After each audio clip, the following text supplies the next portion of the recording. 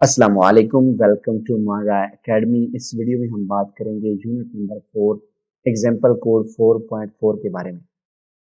यहाँ पर एक फॉर लूप यूज किया है, इंटीजर लिया है आई और उसकी जो कीमत है वो उसको इनिशियलाइज करवाई है 0 और उसके बाद यहाँ पर ऑपरेटर ले लिया है, यहाँ पर स्टेटमेंट टर्मिनेटर, और यहाँ पर जो है वो आई इज लेस देन 3, उसके बाद फिर स्टेटमेंट टर्मिनेटर और आई प्लस प्लस।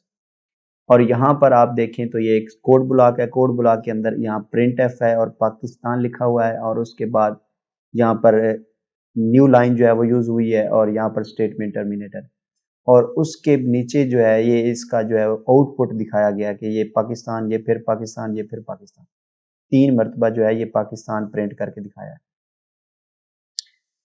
अब ये जो क्वेश्चन है इसके अंदर फॉर लूप यूज हुआ है। फॉर लूप क्या चीज है और ये किस तरह से काम करता है, ये चीज अगर आपने समझ ली तो आपको फॉर लूप का जो है वो क्लियर हो जाएगा। कभी फॉर लूप के बारे में आप टेंशन में नहीं आएंगे, क्योंकि ये एक नई चीज है। आप प्रोग्रामिंग करते आ रहे हैं, 3 चैप्टर आप पढ़ चुके हैं, तो ये एक लूप्स जो है ये एक नई चीज आ गई है यहाँ पर आपके इस चैप्टर के अंदर। तो मैं आपको इसके बारे में बताऊंगा कि ये क्या चीज है और इसको हमने किस तरह से जो है इसका फायदा उठाना है।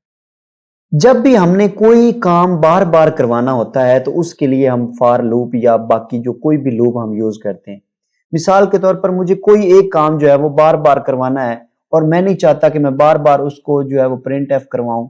मैं कुछ ऐसा करूं कि अपने प्रोग्राम के अंदर कोई ऐसी चीज मेरे पास हो कि मैं एक चीज को बार बार करने की बजाय उस प्रोग्राम के अंदर मैं बता दूं कि इतनी बार मुझे ये प्रोग्राम जो है वो ये चीज जो है ये स्टेटमेंट जो है ये रिपीट करवानी है।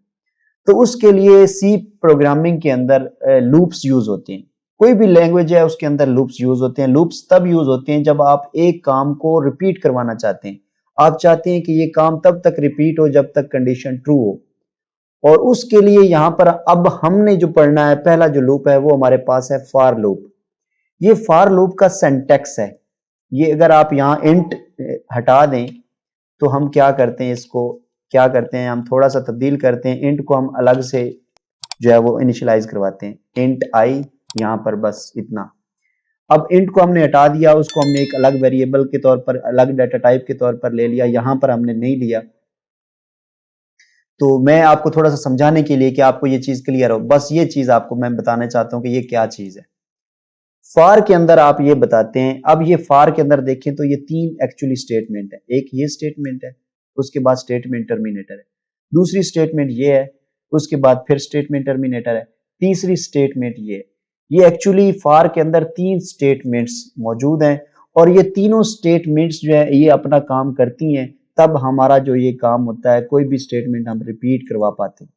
तो इसमें क्या क्या चीजें हैं ये मैं आपको जरा दिखाता हूँ। पहले हम इसका जरा फ्लो चार्ट जो है वो ना फॉर लूप का वो ध्यान से समझ लेते हैं। हम चलते हैं फॉर लूप के फ्लो चार्ट की तरफ।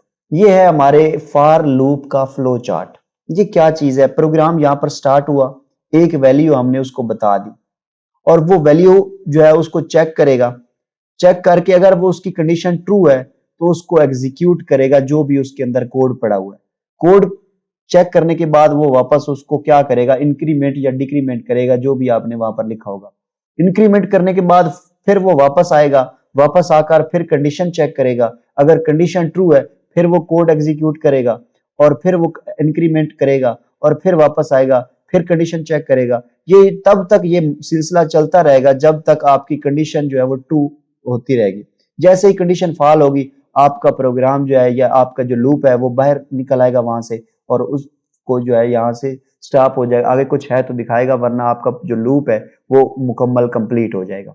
अब ये इनिशियलाइजेशन क्या है, ये कंडीशन क्या है, और ये कोड क्या है, ये जो एग्जीक्यूट एसोसिएट कोड क्या है, और ये इंक्रीमेंट डिक्रीमेंट क्या है, यही चीज मैं आपको अभी फॉर लूप के अंदर समझाना चाहता हूं। चलते हैं हम अपने कोड के अंदर।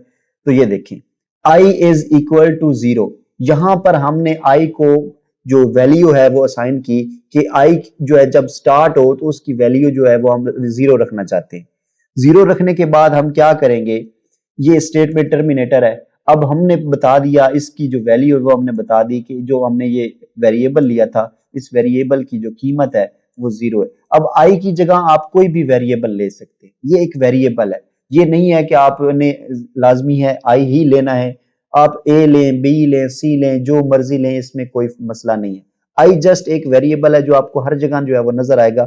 ये एक कॉमन वेरिएबल है जो फॉर लूप के तौर पर यूज होता है। तो इसके अंदर भी आपको परेशान होने की जरूरत नहीं है कि आई ही क्यों लिया है।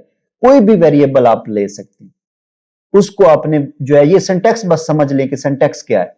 एक वेरिएबल लिया, उसकी वैल्यू असाइन करवा दी, जो भी वैल्यू आप असाइन करवाना चाहते हैं वो वैल्यू असाइन करवाएंगे। उसके बाद आप स्टेटमेंट टर्मिनेटर यूज करेंगे और उसके बाद ये सेकंड कंडीशन है। ये क्या चीज है? ये आपकी कंडीशन है। यहां पर आप लूप के अंदर आते हैं, हम जरा देख लेते हैं ये क्या चीज है। ये इनिशियलाइजेशन है, उसके बाद ये कंडीशन है, चेक कंडीशन। तो ये कंडीशन क्या है यहां पर हम देखते हैं, तो ये हमारी कंडीशन है। कंडीशन चेक करेगा, अगर वो कंडीशन ट्रू है तो ये यहां पर रिजल्ट दिखा देगा जो उसके अंदर कोड पड़ा हुआ है। जो भी कोड पड़ा हुआ है वो दिखा देगा। मिसाल के तौर पर ये हम देखते हैं, कंडीशन चेक करेगा, जो कोड उसके अंदर पड़ा है दिखा देगा। दिखाने के बाद वो वापस जाएगा, इंक्रीमेंट करेगा। किस में इंक्रीमेंट करेगा? ये है आई प्लस प्लस। इसका मतलब है कि जो भी आई की वैल्यू है उसके अंदर एक का इजाफा कर दो। एक का इजाफा करके वो जो है वो क्या करेगा, दोबारा आएगा, कंडीशन चेक करेगा। अगर वो कंडीशन ट्रू है तो फिर वो यहां पर जो भी कोड पड़ा हुआ है वो दिखा देगा। इस तरह ये रिपीट होता रहेगा। अब हम यहां पर क्या कर रहे हैं, अब ये देखिए, जब हम इस प्रोग्राम को एग्जीक्यूट करेंगे, आई की वो वैल्यू होगी 0। उसके बाद क्या होगा, ये प्रिंट एफ पाकिस्तान जो है, जो भी यहां पर पड़ा हुआ है ये दिखा देगा। दिखाने के बाद क्या करेगा, ये इंक्रीमेंट हो जाएगा, 0 के अंदर 1 का इजाफा हो जाएगा। अब एक क्या चीज है, इसको ये चेक करेगा। यहां पर ये जो हमारी कंडीशन है, यहां पर चेक होगा कि एक क्या है, आई इज लेस देन 1, यानी एक जो है वो 3 से कम है।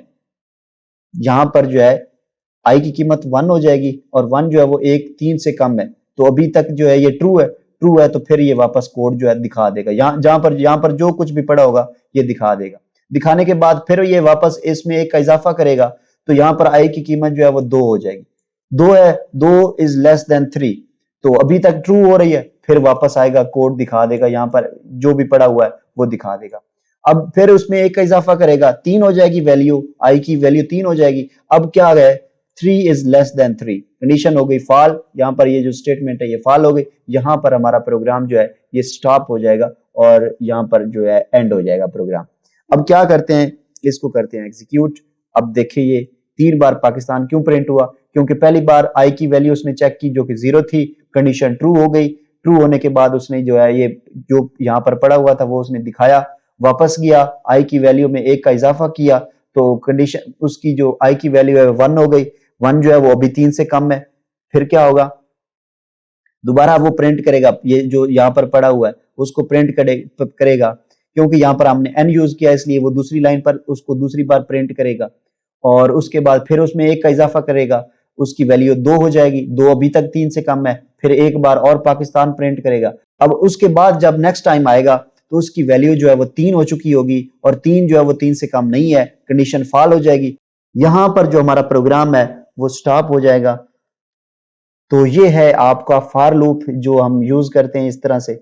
अब मैं आपको इसके वेरिएबल को चेंज करके दिखाता हूं। कोई भी वेरिएबल आप यहां पर ले सकते हैं, पी, क्योंकि प्रोग्रामिंग के अंदर आपने देखा होगा कि ज्यादातर आई जो है ये फॉर लूप में यूज होता है। तो इससे भी कुछ लोग परेशान होते हैं कि ये आई क्या बला है और कहां से आ गई है। क्योंकि स्टार्ट में जब पहली बार बंदा इस चीज को देखता है तो ये आई और आई ये कंडीशन देखकर बंदा वैसे ही थोड़ा सा अजीब उसको महसूस होने लगता है कि ये क्या चीज है और यहाँ किस तरह से इसका काम है।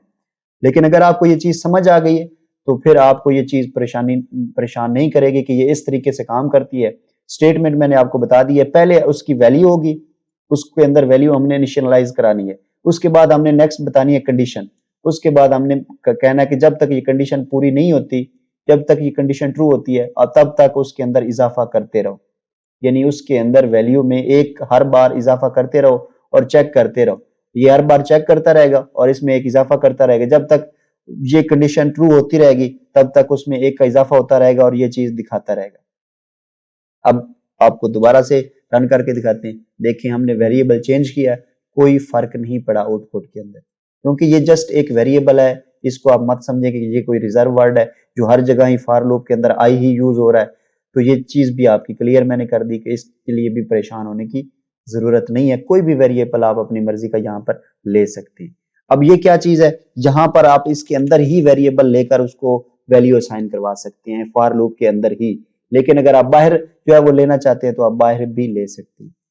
तो ये भी आप यहाँ पर परेशान ना हो कि यहाँ पर फॉर लूप के अंदर ही हमने जो है वो डाटा टाइप लेनी है, आप बाहर भी ले सकते हैं और यहाँ फॉर लूप के अंदर भी ले सकते हैं। तो ये जैसे आपका दिल करे, जैसे आपको आसान महसूस हो, उसी तरह आप इसको ले सकते हैं। तो ये थी हमारे पास जो एग्जाम्पल कोड है। मुझे उम्मीद है कि आपको ये फॉर लूप का जो कंसेप्ट है ये समझ आया हो, क्योंकि अगर आपको ये फॉर लूप समझ आ गया तो आपके लिए प्रोग्रामिंग इंतहाई आसान हो जाएगी। आप किसी भी चीज को फॉर लूप के तौर पर जो है वो आसानी से ले सकेंगे। अगर नहीं समझ आया तो प्लीज इसको ठीक से समझ ले, क्योंकि वो चीज जिसको आप ठीक से समझ नहीं पाते वो आपको तंग करती रहती है। हर जो चीज है वो एक मखसूस वक्त चाहती है। अगर आप उसको मखसूस वक्त दे देते हैं जितना उसको चाहिए होता है, तो फिर वो चीज आपके सामने सरेंडर हो जाती है और वो आपके सामने जो है आपके दस्तरस में आ जाती है, यानी आपकी पहुंच में हो जाती है। लेकिन अगर वो मखसूस टाइम आप उसे नहीं देते तो वो चीज आपसे बार बार टाइम मांगेगी, आप बार बार उसको इग्नोर करेंगे। हर बार जब वो चीज सामने आएगी तो आपसे फिर वो वही टाइम मांगेगी, आप फिर उसको इग्नोर करते जाएंगे, वो चीज आप कभी भी समझ नहीं पाएंगे। लेकिन अगर आप एक ही बार उसको जो टाइम चाहिए आप उसे दे दें, ध्यान से समझ लें कि ये क्या चीज है, दोबारा फिर आपको कभी भी उसे टाइम नहीं देना पड़ेगा। तो ये चीज फॉर लूप जो है इसको एक मखसूस टाइम की जरूरत है, ये टाइम आप इसे दें और इसको ध्यान से समझ लें। उसके बाद आपको दोबारा से ये फॉर लूप कभी भी तंग नहीं करेगा, इसका सिंटैक्स आपको कभी परेशान नहीं करेगा कि ये क्या चीज है। और हो सकता है आपने अगर इसको कंसेप्ट ना क्लियर किया तो ये हो सकता है आपको 2 साल 3 साल तक ये परेशान करता रहे, लेकिन अभी आप 10-15 मिनट लगाकर ध्यान से इसको समझ लें तो ये आपको क्लियर हो जाएगा। अगर आपको हमारा पढ़ाने का तरीका जो है वो अच्छा लग रहा है तो आप इस चैनल को सब्सक्राइब करना मत भूलें, ताकि नेक्स्ट वीडियोस जो है वो आपको मिल सके। Thank you very much. Allah.